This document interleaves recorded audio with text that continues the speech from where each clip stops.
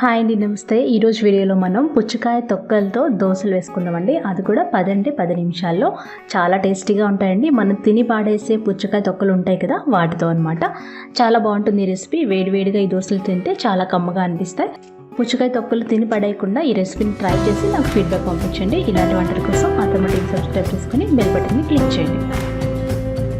కోసం పుచ్చకాయ తొక్కలు కావాలి. అంటే మనం తిని పడేస్తూ ఉంటాం కదా పుచ్చకాయ తొక్కలు, వాటిని తీసుకొని వాటికి ఇలా రెడ్ కలర్లో ఉన్న పార్ట్ని తీసేయాలి. మీరు కావాలనుకుంటే వెనకాల గ్రీన్ కలర్లో ఉన్న పార్ట్ కూడా తీసేయచ్చు. ఇక్కడ నేను తీయలేదనమాట. శుభ్రంగా కడిగి ఇలా చిన్న ముక్కలుగా కట్ చేసి పెట్టుకున్నాను. ఇలా కట్ చేసిన పుచ్చకాయ తొక్కలు 1 కప్పు అనమాట. వీటిని ఒక మిక్సీ జార్లో తీసుకొని కోర్స్గా గ్రైండ్ చేసుకోవాలి. ముందుగా పుచ్చకాయ ముక్కలు ఇలా కోర్స్గా గ్రైండ్ చేసి పక్కన పెట్టుకున్నాను. ఇప్పుడు ఇందులో 1/2 కప్పు బొంబాయి రవ్వ వేయాలి. బొంబాయి రవ్వ అంటే ఉప్మా రవ్వ అనమాట. అలా కప్పుతో అందుకే కొలుచుకున్నాం మనం. ముందుగా 1/2 కప్పు బొంబాయి రవ్వ వేసుకోవాలి. ఇందులో 1/2 కప్పు బియ్యపిండి వేయాలి. బియ్యపిండి, పొడి బియ్యపిండి మార్కెట్లో దొరికింది. అందులో 1 టేబుల్ స్పూన్ శనగపిండి వేయాలి. అందులో రుచికి సరిపడా ఉప్పు వేసి కొంచెం నీళ్లు పోసి మెత్తగా గ్రైండ్ చేసుకోవాలి. చూసారు కదా, ఈ విధంగా దోసల పిండి మాదిరిగా గ్రైండ్ చేసుకొని ఒక గిన్నెలోకి తీసుకోవాలి. ఇలా పోరింగ్ కన్సిస్టెన్సీ రావాలన్నమాట.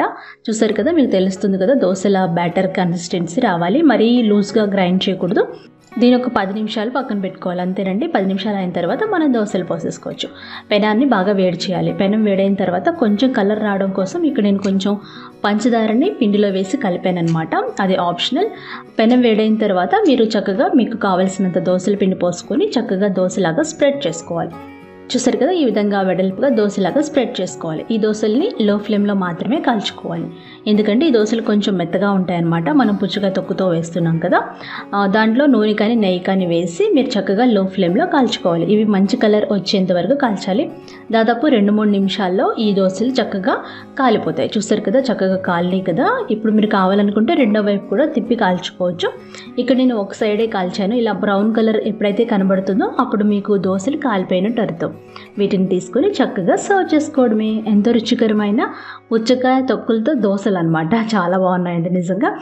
ఇదే విధంగా అన్ని దోశలు పోసుకోవాలి. ఇవి వేడివేడిగా తింటేనే బాగుంటాయి. చల్లారితే కొంచెం మెత్తగా అనిపిస్తాయి అనమాట. ఇవి కొంచెం స్మూత్గా ఉండే దోశలు. సో ఫ్రెండ్స్, మీరు ఈసారి పుచ్చకాయ తొక్కలు తిన్నాక తొక్కలు పడేయకుండా ఈసారి ఇన్స్టెంట్గా దోశలు ట్రై చేసి టేస్ట్ చేసి నాకు ఫీడ్బ్యాక్ పంపించండి. ఈ దోశలు వేడివేడిగా తింటే చాలా టేస్టీగా ఉంటాయి. ఈ వీడియో మీకు నచ్చినట్లయితే లైక్ చేయండి, షేర్ చేయండి, కామెంట్ చేయండి. నా ఛానల్ని సబ్స్క్రైబ్ చేసుకోండి.